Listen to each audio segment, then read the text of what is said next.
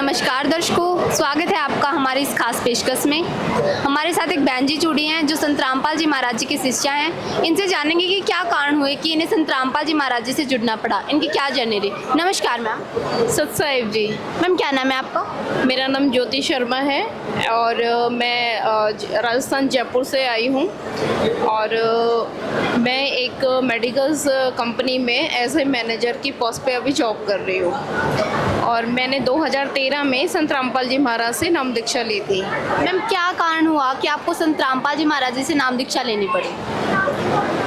संत रामपाल जी महाराज का ज्ञान सबसे बड़ा मेन कारण बना, क्योंकि परमात्मा का ज्ञान ऐसा है कि कहावत है ना कि और ज्ञान सब ज्ञान अड़ी, कबीर ज्ञान सो ज्ञान, और जैसे गोला तोप का करता चले मैदान। तो परमात्मा के का जो मुझे ज्ञान मिला उससे मेरे अंदर का अज्ञान हट गया पूरे तरीके से। तो मालिक का ज्ञान समझ के ही मैं आई थी। तो सबसे बड़ा ये है कि मुझे स्टार्टिंग से ही एक ऐसे संत की तलाश थी जो सद्भक्ति प्रदान करता हो और जो किसी जाति प्रथा, ये जो दहेज और जो और भी बुराइयां हैं समाज में जैसे बीड़ी मांस तंबाकू, तो मैं स्टार्टिंग से बचपन से ही सोचती थी कि क्या कोई ऐसा इंसान है इस दुनिया में जो जाति प्रथा ना मानता हो, जो दहेज मुक्त शादियां करवाता हो और जो लाइलाज बीमारियां होती हैं उनका भी कहीं जहां डॉक्टर्स इलाज नहीं करते तो हम भगवान के ऊपर ही आश्रित हो जाते हैं कि भाई भगवान ही करेगा। तो ऐसा कोई है संत, पूर्ण संत, जो जिसके आशीर्वाद मात्र से ये सारी बीमारियां ठीक हो जाती हैं। तो एक तो ये इस तरह के क्वेश्चंस मेरे माइंड में स्टार्टिंग से ही थे, बचपन से ही मैं सोचती थी इन सब क्वेश्चंस के आंसर। तो जैसे ही मुझे पता लगा कि भाई ऐसा कोई संत है तो फिर मैंने नाम दीक्षा लेने में देर नहीं की। तो मैं आपको बताती हूँ कि मैं कैसे आई संत रामपाल जी महाराज की शरण में। एक्चुअली क्या है कि मैं उस टाइम में दिल्ली MBA की पढ़ाई कर रही थी, तो 2012 की बात है ये। मैं छुट्टियों में अपने घर आई थी हॉस्टल से। तो मैंने जैसे ही मैं घर आई तो एक मेरी मम्मी वगैरह सब लड्डू गोपाल की भक्ति करते थे पहले तो, लेकिन बाद में जैसे मैं घर आई तो सब कुछ चेंज मिला। हर जगह संत रामपाल जी महाराज, कबीर साहिब के पोस्टर्स थे और उनका दरबार साहिब भी चेंज हो गया था संत रामपाल जी महाराज की दया से। तो फिर मैंने बोला पेरेंट्स को कि ये आपने किससे नाम दीक्षा ले ली, ये क्या भक्ति करवाते हैं। तो मम्मी पापा ने मुझे बताया कि भाई ये पूर्ण परमात्मा कबीर साहिब हैं। मैं क्या, अच्छा परमात्मा कबीर साहिब हैं? तो मैं कही ब्रह्मा विष्णु महेश हैं भगवान। तो बोले कि नहीं, ये भगवान हैं बट ये नाशवान भगवान है, ये इमॉर्टल गॉड नहीं है, ठीक है, इनकी जन्म मृत्यु होती है। तो मैं कहा अच्छा ठीक है। तो उन्होंने इस बीच मैंने थोड़ा सोचा कि मैं क्या, पता नहीं किसने पागल तो नहीं बना दिया इन लोगों को कहीं, क्योंकि बहुत सारे संत अपनी दुकानें चलाने के लिए भोले वाले श्रद्धालुओं को उल्टा सीधा ज्ञान देके अपने झांसे में लेके और नाम दीक्षा वगैरह लोग ले लेते हैं देखा देखी में। तो मैंने सोचा कि कोई प्रूफ भी तो होना चाहिए कि ये पूर्ण संत है। तो उन्होंने मैंने बोला कि कोई प्रूफ है इस चीज़ का? तो उन्होंने बोला कि हाँ है ना, क्यों नहीं है, हमने सारे वेद शास्त्रों के अनुसार ज्ञान समझ के इनसे नाम दीक्षा ली है। तो ज्ञान गंगा पुस्तक दी उन्होंने मुझे पढ़ने के लिए। तो फिर मैंने ज्ञान गंगा पुस्तक पढ़ी और मैंने सत्संग सुनने स्टार्ट किए। तो मैं कहा हाँ, ये थोड़ा थोड़ा मुझे भी लगा कि हाँ भाई पूर्ण संत हैं ये, क्योंकि इनका ज्ञान बिल्कुल डिफरेंट है। ब्रह्मा विष्णु महेश की जन्म मृत्यु के बारे में भी देवी पुराण स्कंद नंबर 123 पे, प्रश्न नंबर 123 स्कंद नंबर 3 पे भी लिखा हुआ है कि भाई ब्रह्मा विष्णु महेश की जन्म मृत्यु होती है, यानी इनका आविर्भाव यानी जन्म और तिरोभाव यानी मृत्यु होती है। तो मुझे एक तो ये चीज़ सबसे बड़ी मतलब उपलब्धि लगी कि हाँ ये एक प्रूफ मिल गया मुझे कि हाँ भाई ब्रह्मा विष्णु महेश की जन्म मृत्यु होती है, बिल्कुल ब्रह्मा विष्णु महेश की जन्म मृत्यु होती है। तो मैं फिर मुझे लगा कि हाँ ये लोग सही लाइन में हैं। फिर इसी बीच मेरी एजुकेशन कंप्लीट हो गई MBA की और मैं आई थी। तो मैं 1 मंथ के लिए आई थी अपने घर पे। तो मैं इतना ज्ञान समझ नहीं पाई थी कि भाई मुझे भी नाम दीक्षा लेनी चाहिए, इतना हो नहीं पाया था इतना मुझे अंदर से। लेकिन मुझे ये ज़रूर लग गया था कि हाँ भाई पूर्ण संत कबीर साहिब हैं और पूर्ण परमात्मा कबीर साहिब है और सतगुरु रामपाल जी महाराज ये सही ज्ञान दे रहे हैं, शास्त्रों के अनुसार ज्ञान दे रहे हैं, ठीक है। और फिर उस बीच मेरी मैरिज हो गई। तो मेरी मैरिज हो गई तो उसके बाद में मैंने ये सोचा कि मैरिज होने के बाद में कि पेरेंट्स के जो ये थे परमात्मा जैसे कबीर साहब, तो ये तो चलो मैरिज होने से पहले तो लड़की जहाँ की होती है वहाँ पेरेंट्स जो भक्ति करते हैं कर लेते हैं। तो एक बड़े बुजुर्ग थोड़ा समझा के भेजते हैं ना कि भाई शादी होने के बाद में अपने सास ससुर का कहाँ मानना है, अपने हस्बैंड का कहाँ मानना है। तो मैंने फिर मेरे माइंड में यह है कि चलो ये तो पहले उनके भगवान थे, भाई मैं वहाँ थी तो मैंने मान लिया, अब मुझे वापस से उन्हीं को ही फॉलो अप करना है, ऐसा कुछ आ गया माइंड में मेरे। तो मैंने क्या किया कि जब मेहंदीपुर बालाजी में हम लोग दर्शन करने गए मंदिर में, तो जैसे ही मैंने मंदिर की सीढ़ियों पे प्रवेश किया तो एकदम से पता नहीं मेरे जो पैरों में मैंने चांदी की पजेब डाली हुई थी उनमें बेड़ियां से डल गई। तो क्या हुआ कि मेरी सास ने बोला कि भाई तुम खड़ी क्यों हो गई, तुम जा क्यों नहीं रही अंदर। मैंने बोला पता नहीं क्या हो गया, मेरे पैरों में एकदम से बेड़ियां सी हो गई। तो मैंने उन्होंने क्या है बेड़ियां हटा दी, ऐसे पजेबों को झटक दिया और फिर बोले कि अच्छा ठीक है अब अंदर तुम लोग धोख लगा लो। मैंने लगा ली फिर वहाँ पे। फिर अगले थोड़ी सी दूरी पे जैसे ही वहाँ से निकले तो राधा कृष्ण का मंदिर था, तो हम लोग फिर वहाँ गए तो फिर वही मंदिर की सीढ़ियों पे कदम रखते फिर वापस मेरे बेड़ियाँ से डल गई पैरों में। वही वो जो पजेब जो मैंने पहन रखे थे चांदी के वो आपस में ऐसे जॉइंट से हो गए। तो मेरी सास ने फिर बोला कि क्या हो गया, खड़ी क्यों हो गई तुम। मैंने बोला पता नहीं क्या हुआ, ये फिर बेड़ियाँ हो गई मेरे पैरों में। तो उन्होंने फिर ऐसे अपने हाथों से झटक दिए पजेब और फिर बोला कि ठीक है। तो जैसे ही मैंने मंदिर में अंदर गई तो एकदम से मुझे वो ध्यान आ गया जो मैंने एक महीने जो सत्संग सुना था पहले, जब मैं छुट्टियां बिताने के लिए अपने घर पे आई हुई थी शादी से पहले। तो उस टाइम में मैंने सुना था कि ब्रह्मा विष्णु महेश तो नाशवान होते हैं, भाई इनकी तो जन्म मृत्यु होती है। ये वो परमात्मा का जो सत्संग है ना वो मेरे कानों में गूंजने लग गया। एकदम से मुझे सारा रिमाइंड हो गया कि नहीं ब्रह्मा विष्णु महेश की तो जन्म मृत्यु होती है, ये तो सुप्रीम पावर है ही नहीं। तो फिर एकदम से फिर मेरे यूं लगा कि अब मैं अगर ये राधा कृष्ण की मूर्ति को नमस्कार नहीं करूंगी तो ये लोग बुरा मानेंगे। तो एकदम से मेरे माइंड में मैंने परमात्मा को याद किया, मैं क्या करूं परमात्मा, मैं तो अजीब उलझन में फंस गई। तो मैंने क्या किया कि एकदम से मेरे माइंड में आया कि नहीं मूर्ति को नमस्कार तो कर लो, लेकिन है ना मैंने ये बोला कि मैं क्या परमात्मा ये मेरा नमस्कार कबीर परमेश्वर आपको जा रहा है। मैंने नमस्कार किया मूर्ति को, लेकिन अंदर से मेरे भाव कबीर परमेश्वर की तरफ थे, क्योंकि मुझे उस टाइम में परमात्मा की दया से पता नहीं क्या मेरा ज्ञान योग खोल दिया था क्या भगवान ने, वो सारा मुझे एकदम से ध्यान आ गया, सब कुछ मुझे ध्यान आ गया एकदम से।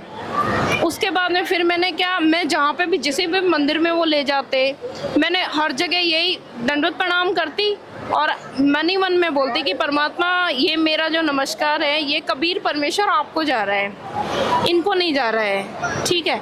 तो मैंने ऐसे कर दिया नमस्कार वगैरह परमात्मा को ऐसे करके, और अपना बस उस टाइम में इनके जो रीति रिवाज थे वो सारे निभा दिए किसी तरह से। उसके बाद में मैंने है ना और गहनता से इस चीज़ के बारे में अध्ययन करना शुरू कर दिया, ज़्यादा सत्संग सुनने लग गई कि मैं क्या हुआ तो क्या हुआ ये मेरे साथ में, क्योंकि ऐसा कभी हो नहीं सकता। एक बार हो जाए, दो बार हो जाए, यहाँ तीन बार हुआ था मेरे साथ में इस तरह का। उससे पहले मेहंदीपुर बालाजी, फिर एक और मंदिर था, और फिर तीसरी बार राधा कृष्ण के मंदिर। तो मैं क्या 3 बार एक ही चीज़ रिपीट हो रही है अगेन एंड अगेन, तो ऐसा क्या हो गया। फिर मैंने परमात्मा का ज्ञान सुना और भी अच्छे से, तो मुझे और ज़्यादा अच्छी नॉलेज हो गई। फिर धीरे धीरे करके मैं सत्संग सुनने लग गई और भी ज़्यादा। फिर मेरे अंदर से बहुत तड़प हो गई कि मैं क्या परमात्मा, अब मुझे पूरा विश्वास हो गया कि आप सुप्रीम पावर हो, और मतलब मुझे अब जल्दी से आपकी शरण में आना है। तो क्या हुआ कि जब मैं कुछ आफ्टर मैरिज कुछ मंथ बाद में मैं प्रेग्नेंट हो गई, तो मेरे स्वप्न में ब्रह्म मुहूर्त में एक दिन कबीर परमेश्वर आए खुद, और जैसे मेरी फैमिली बैठी है पूरी, और मैं अपनी फैमिली के साथ में अपने घर पे हूँ, और कबीर परमेश्वर मुझे बोलते हैं कि मेरा नाम लेके कि ज्योति के पेट में जो बच्चा है ना, ये मनुष्य जन्म से आ रहा है, मतलब मनुष्य जन्म से आ रहा है खुद, इसकी भक्ति अधूरी रह गई थी, इसलिए इसको परमात्मा दोबारा से मनुष्य जन्म दे रहे हैं भक्ति करवाने के लिए। फिर इतनी देर में ही मेरा जो ड्रीम था वो ओवर हो गया। अब मुझे समझ में ना आए ये चीज़, क्योंकि सत्संग में मैंने सुना था कि जो भगत होते हैं उनके घर पे मिनी सतलोक से आत्माएं आती हैं, परमात्मा उनको बच्चे के रूप में जन्म देते हैं, ताकि शुरू जिनकी भक्ति अधूरी रह जाती है वो दोबारा से भक्ति करके और मोक्ष की प्राप्ति कर सके। लेकिन मेरे मन में ये क्वेश्चन आ रहा था कि यहाँ पूरी फैमिली कोई भगत नहीं है, ओनली मेरे पेरेंट्स ही भगत हैं, उधर की साइड के ही लोग भगत हैं, मेरे यहाँ के तो कोई भगत नहीं है। तो फिर मैंने सुबह सुबह अपनी मोम को फ़ोन घुमा दिया। मैं कहा मम्मी ऐसे ऐसे परमात्मा का ड्रीम आया था, और परमात्मा कह रहे थे कि ज्योति के पेट में जो बच्चा है वो मनुष्य जन्म से आ रहा है और इसकी भक्ति अधूरी रह गई, इसलिए इसको परमात्मा दोबारा से मनुष्य जन्म दे रहे हैं भक्ति करवाने के लिए।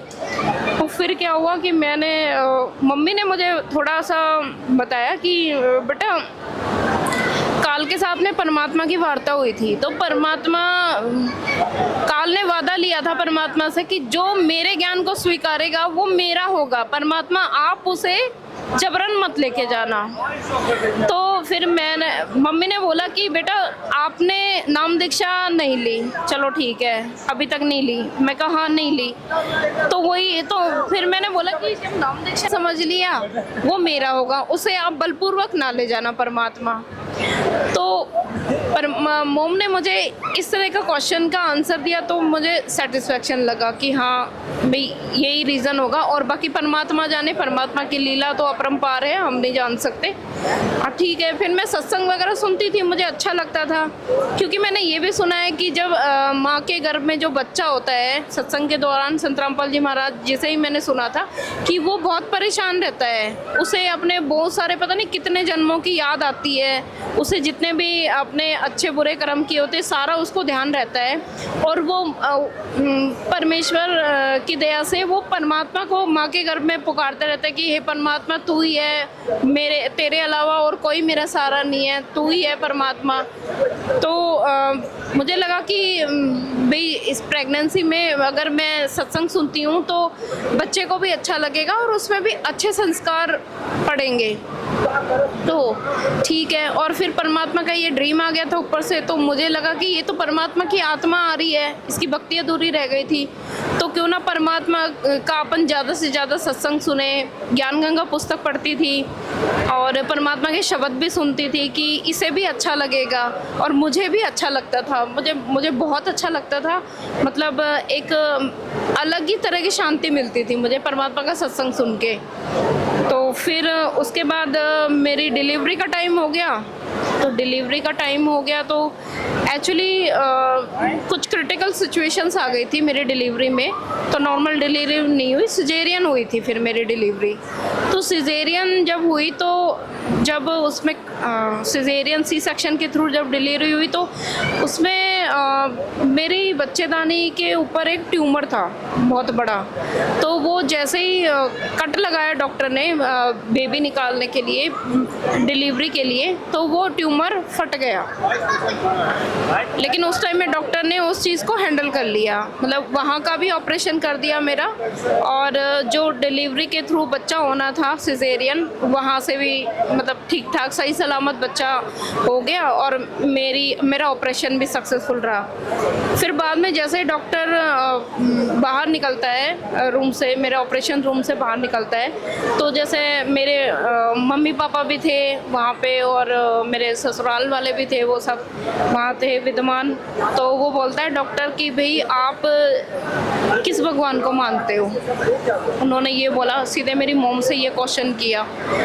तो तो मेरी मम्मा ने बोला कि भाई हम तो कबीर परमेश्वर को मानते हैं, और ठीक है, बोले आप जिसको भी मानते हो ना, कि आपका जो भगवान है ना बहुत चमत्कारी है। फिर उन्होंने अब सबके अंदर क्वेश्चन मार्क, भाई ऐसा क्या हुआ, तो उन्होंने बताया, डॉक्टर ने बोले ये जो लड़की है ना, इसके पेट में ट्यूमर था बच्चेदानी के मुंह के ऊपर, और बच्चेदानी भी टेढ़ी मेढ़ी सी मुड़ी हुई है। बोले मैं तो इस चीज़ से हैरान हूँ कि ऐसी लड़की प्रेग्नेंट होना तो दूर, कभी माँ भी नहीं बन सकती थी, मतलब माँ तो बन ही नहीं सकती, वो प्रेग्नेंट तक भी नहीं हो सकती थी, और इसने तो एक बहुत स्वस्थ बच्चे को जन्म दिया, 3 किलो के बच्चे को जन्म दिया इसने। मतलब ऐसा मैंने अपनी लाइफ में ऐसा केस ही पहली बार हैंडल किया है। इस तरह की औरत कभी माँ नहीं बन सकती, क्योंकि पूरी डैमेज है, इसके बच्चेदानी डैमेज है, माँ तो ये बन ही नहीं सकती, किसी कीमत पे नहीं बन सकती। तो फिर मतलब जब मेरी मम्मा ने मुझे ये बताया, मुझे मतलब पूरा मुझे वो ड्रीम याद आ गया, परमात्मा का जो ड्रीम मुझे 5th मंथ में की प्रेगनेंसी में जो ड्रीम आया था, मुझे वो ड्रीम ध्यान आ गया कि परमात्मा ने मुझे शरण में लेने के लिए एक आत्मा भेजी अपनी। मैं भी शायद मेरे इतने पुण्य कर्म नहीं होंगे कि मैं इस जन्म में परमात्मा की शरण ग्रहण कर सकूं, इसलिए परमात्मा ने मुझे शरण में लेने के लिए सतलोक से आत्मा भेजी, मिनी सतलोक से, जो कि मेरे बच्चे के रूप में आई, और उसने तो आना ही आना था परमात्मा की शरण में, उसके थ्रू परमात्मा मुझे भी शरण में लेके आ गए। नहीं, परमात्मा ने दिखा दिया कि भाई मैं समर्थ हूँ, मैं सब कुछ कर सकता हूँ। मतलब एक विश्वास जरूरी है। परमात्मा कहते हैं ना कि कहे कबीर सुनो भाई संतो, मैं तो हूँ विश्वास में। तो विश्वास बहुत जरूरी है परमात्मा के भक्ति मार्ग में, और जहाँ सद्भक्ति अपन करते हैं तो वहाँ पे अपने को ये लाभ ऑटोमेटिक मिलते हैं। और मैंने ये जो नियम थे ना, प्रथम मंत्र के नियम, ये मैंने नाम दीक्षा से पहले ही निभाने शुरू कर दिए थे। मैम आपको इस नाम दीक्षा के बारे में और उनकी मर्यादाएं थी उनके बारे में पहले कैसे पता लगा? मेरी जो फैमिली है, मेरे जो पेरेंट्स हैं और मेरे भाई बहन हैं, वो सब पहले से ही नाम दीक्षित थे। मैंने नाम दीक्षा नहीं ली थी क्योंकि मैं ये ज्ञान जल्दी से स्वीकार नहीं कर पा रही थी, मुझे थोड़ा कम बिलीव था। मुझे ये लगता था कि पता नहीं क्या है क्या नहीं है, सही है कि गलत है। थोड़ा बहुत था, जो मैंने थोड़ा प्रूफ देखा बुक्स में, तब मुझे थोड़ा थोड़ा बिलीव होने लगा था। वर्बली मुझे थोड़ा बिलीव कम था। तो परमात्मा ने मेरी ये संशय मिटाने के लिए, परमेश्वर ने मुझे नाम दीक्षा से पहले चमत्कार दिखा दिए कि भाई पूर्ण परमात्मा की पहचान ये होती है कि पूर्ण परमात्मा कर्म के लेख को भी मिटा सकता है। तो इसलिए जैसे आप उसके लिए परमात्मा बताते हैं कि भाई अगर आपने मेरे ज्ञान को स्वीकार कर लिया तो भाई परमात्मा आपका हाथ पकड़ लेगा, आपको छोड़ेगा नहीं जल्दी से। और फिर वो उसकी रजा के ऊपर वो किस तरह से उस आत्मा को शरण में लेके आता है। तो परमात्मा ने ये रीज़न बनाया मुझे शरण में लाने का, क्योंकि मैं क्या पता इतनी आसानी से नहीं लेती, मैं भगवान की शरण नहीं ग्रहण करती। तो इसलिए परमेश्वर ने मुझे पहले ही चमत्कार दिखा दिया। तो मैम फिर आपने नाम दीक्षा कब ली? फिर मेरी जब डिलीवरी हो गई थी तो बेटी जब मेरी 2 महीने की थी तब मैंने बरवाला आश्रम में 7 जून 2013 को नाम दीक्षा ली थी। मैम आपको नाम दीक्षा लेने से इतने टाइम पहले से ही आपको लाभ होने शुरू हो गए, आपकी नॉर्मल डिलीवरी करवा दी, आपको ड्रीम आया कि संत रामपाल जी महाराज कबीर साहब जी आपको दिखे और आपकी डिलीवरी वगैरह सब नॉर्मल हो गया, इतनी दिक्कत आने के बावजूद भी। मैम ये तो आपको लाभ पहले हो गई, नाम दीक्षा से पहले ही आप बता रहे हो, तो क्या नाम दीक्षा के बाद भी आपको कोई लाभ प्राप्त हुआ? नाम दीक्षा के बाद में और भी छोटे मोटे लाभ तो जैसे मिल ही रहे थे, और भी मुझे एक बड़ा लाभ और मैं आपको बताती हूँ कि मेरे जो ससुराल वाले हैं तो उनके कुछ रिलेटिव्स हैं, वो जेलस फील करते थे हमसे। एक्चुअली मेरे हस्बैंड से करते थे। मेन तो ये था कि उनके परिवार में उनके 1-2 लड़के थे जो हस्बैंड से बड़े थे और उनकी मैरिज नहीं हो पा रही थी, और यहाँ पे उन्हें लगा कि अच्छी एजुकेटेड वेल एजुकेटेड लड़की भी आ गई और इनका तो मतलब वंश भी चल गया और जॉब भी करती है, तो उन्हें थोड़ा पता नहीं क्या लगा कि अब उन्होंने है ना मेरे ऊपर कुछ जैसे मूठ वगैरह, जिंद वगैरह ये सब छुड़वा दिए थे कि भाई हमारे लड़कों का घर नहीं बस रहा तो इनका भी क्यों बसने दें। ऐसा कुछ आ गया था उनके माइंड में, जैसा मतलब मुझे ऐसा फील हुआ था। तो मुझे क्या है, थोड़ा सा ऐसा डर सा लगने लग गया था। मुझे लगता था कि जैसे कोई है मेरे पीछे है, कोई देख रहा है मुझे। ड्रीम्स अच्छे नहीं आते थे, किसी की जैसे आवाज़ें सुनती थी मुझे। और फिर जब पता लगता था कि जैसे कभी सास की वॉइस में बोल रहा है, कोई बात कर रहा है, कोई कुछ, कभी मतलब मुझे फील होने लगा था कि कुछ है मेरे साथ में, कुछ गड़बड़ है चल रही है। तो ऐसे ही मैं परमात्मा के दर्शनों के लिए जब सत्संग होता था, 5 दिन का सत्संग हुआ करता था पहले बरवाला में, तो मैं जब गुरुजी के सामने गई तो मैंने ये अपनी प्रॉब्लम बताई थी। मैं कि गुरुजी मुझे लगता है कि किसी ने कुछ छुड़वा दिया मेरे ऊपर। तो परमात्मा ने बोला कि बेटा भगवान आपके साथ है, आप चिंता मत करो, आप भक्ति करो। तो बस परमेश्वर का उस दिन यही बोलना था कि वो प्रॉब्लम हमेशा के लिए दूर हो गई फिर मेरे से, फिर कोई प्रॉब्लम नहीं रही। कुछ दिखना वगैरह, आवाज़ें आना, और जो मुझे फील होता था कि कोई चलता है मेरे साथ में, कोई एवरी टाइम मेरे साथ होता है, तो ये सब प्रॉब्लम्स फिर हट गई। मैम, क्या संत रामपाल जी महाराज जी के सिर्फ कहने मात्र से आपकी ये प्रॉब्लम ठीक हो गई? कैसे मैम? नहीं, फिर मैंने नाम दीक्षा ली थी ना परमात्मा से। मैंने 2000 ये जो मुझे बच्चे का सुख तो है परमात्मा की दया से मुझे नाम दीक्षा से पहले ही मिल गया था। वो तो परमात्मा ने प्रूफ करना था कि मैं भगवान हूँ, क्योंकि मैं अच्छे से स्वीकार नहीं कर पा रही थी, अपने अंतर्मन से एक्सेप्ट नहीं कर पा रही थी कि भाई ऐसा भी कोई संत होता है क्या जो इतने सारे चमत्कार, क्योंकि मैं भक्तों के अनुभव भी सुनती थी, चमत्कार सुनती थी। तो मुझे लगता था कि पता नहीं अब इंटरव्यू वगैरह ये सही देते हैं कि नहीं देते हैं, क्योंकि लाभ तो मुझे, वो ज्ञान तो मुझे समझ में आ गया था, बट मुझे पूर्ण विश्वास नहीं हो पा रहा। पाल जी महाराज जी से जुड़ने के बाद इतने सारे लाभ प्राप्त हुए हैं, और जुड़ने से पहले भी आपको बहुत सारे लाभ प्राप्त हुए, तो आप हमारे दर्शकों को क्या बोलना चाहोगे? देखो जी, मैं तो परमात्मा की दया से उनसे एक बात शेयर करना चाहूँगी कि परमात्मा, पूर्ण परमात्मा का ज्ञान समझो, पहले ज्ञान समझो, और ऐसे किसी के देखा देखी में भक्ति नहीं करनी है। आप ज्ञान समझो, आश्रम विजिट करो, और परमात्मा के जगह जगह सत्संग आते हैं वो सुनो, है ना, बहुत सारे टीवी चैनल्स पे आते हैं। और सबसे मेन तो ये थी कि पहले मैं भी वेल एजुकेटेड हूँ, मैं भी परमात्मा का ज्ञान समझ के आई हूँ। पहले मुझे भी बिलीव नहीं था कि भाई ऐसे कोई परमात्मा इस तरह के भी लाभ करते हैं क्या। लेकिन जब परमात्मा ने मुझे चमत्कार पे चमत्कार दिखाए तो मुझे विश्वास भी हुआ परमात्मा भाई ऐसे असंभव काम को भी संभव कर सकता है। और सबसे मेन कि मैं ज्ञान भी समझा, मुझे ज्ञान समझ के दृढ़ होके आई थी मैं परमात्मा की शरण में। तो ऐसे हमें किसी के देखा देखी में भक्ति नहीं करनी है। अपने जितने भी वेद शास्त्र पुराण हैं, इन सब के according Sant Rampal ji Maharaj with proof बता रहे हैं कि ब्रह्मा विष्णु महेश की जन्म मृत्यु होती है, पूर्ण परमात्मा कबीर साहिब हैं, और परमात्मा हमारे असाध्य रोगों को भी ठीक कर देते हैं। तो परमात्मा की जैसे हम ज्ञान समझते हैं और उनकी शरण में जब हम आ जाते हैं तो परमात्मा हमारे सारे काम सही कर देते हैं। वो चाहे बीमारी हो, चाहे आपको प्रेत बाधा हो, चाहे आपको कोई इकोनॉमिकली आप परेशान हो किसी चीज़ से, या घर में और आपकी प्रॉब्लम्स हैं, वो सारी परमात्मा नाम दीक्षा लेने मात्र से ही सही कर देते हैं। और जहाँ हम मान लेते हैं कि भाई ये पूर्ण परमात्मा है, तो परमात्मा नाम दीक्षा से पहले से ही कभी कभी तो चमत्कार दिखा लेते हैं उस आत्मा को शरण में लाने के लिए।